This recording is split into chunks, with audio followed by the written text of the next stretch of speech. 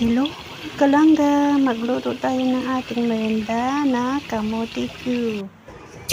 Ayan, mainit na ang ating mantika. Ilagay lang natin ang ating kamote na slice. Halo-haloin lang natin. Saka lagyan natin ng brown na asukal. Halo-haloin. Halo-haloin hanggang maging caramel ang asukal. Ayan guys, halo-haloin.